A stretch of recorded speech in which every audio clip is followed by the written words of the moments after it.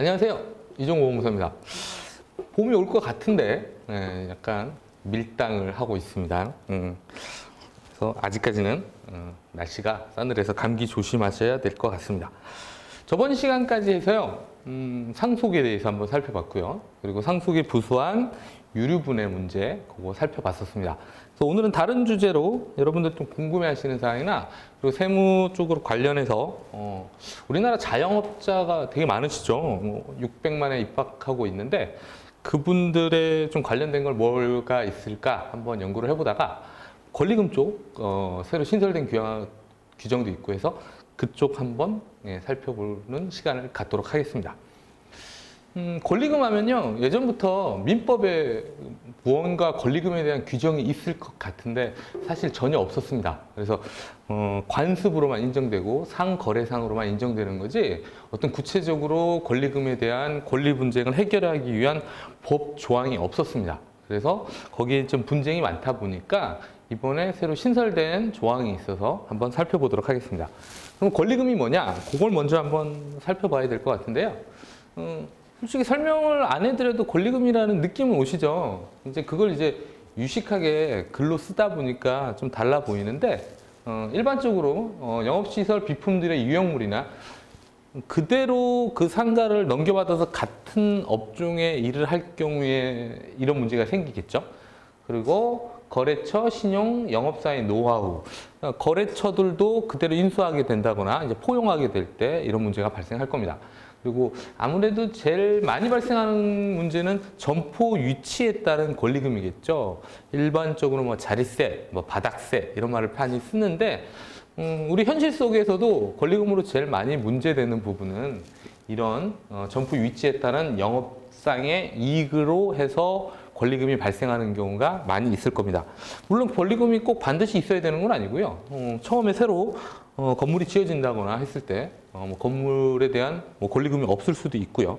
또 처음 지어졌다 하더라도 그 위치가 최근에 한번 저한테 상담 오신 분은요. 그 약국을 하시려고 하셨는데 그 옆에 병원이 들어오기로 했답니다. 그러니까 당연히 약국에 대한 권리금이 되게 많이 이제 해서 계약을 체결하셨는데 이후에 그 병원 위치가 바뀌면서 자기 쪽이 정문이 아닌 후민 쪽이 되면서 권리금에 대한 분쟁이 생긴 적이 있었습니다. 그래서 판례는 이런 영업 위치에 따른 영업사의 이익을 위해서 관행적으로 상인들 간에 주고받는 금전을 권리금이라고 표현합니다. 어떤 내용들이 이번에 새로 들어왔는지 한번 살펴볼게요. 그래서 2015년도에 5월 13일 날 이제 개정이 됐는데요. 그 이후에만 꼭 적용되는 건 아니고요. 현재 권리금을 내고 그리고 권리금을 받고 상업을 계속하고 있는 사람들도 소급 적용하게 돼 있으니까 뭐 2014년이든 뭐 그때 계약을 체결하신 분들도 권리금에 대한 적용을 받으시게 됩니다. 한 가지 주의하실 점은 모든 상인들이 다 권리금에 대한 그 규정의 보호를 받는 건 아니고요. 대항력 있는 상가 임차인, 그러니까 인도를 받아서 사업자 등록이 이루어진 상가 임차인에게만 적용된다는 제한은 있습니다. 그리고 세 번째로요.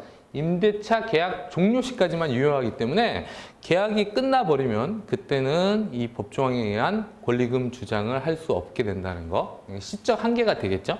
임대차 계약이 끝나기 전에. 끝나기 전에 얼마 전부터 행사해야 되냐? 그건 차후에 한번 살펴보도록 하겠습니다. 그리고 임대인에게 반환 청구 안 된다. 이게 뭐냐면요.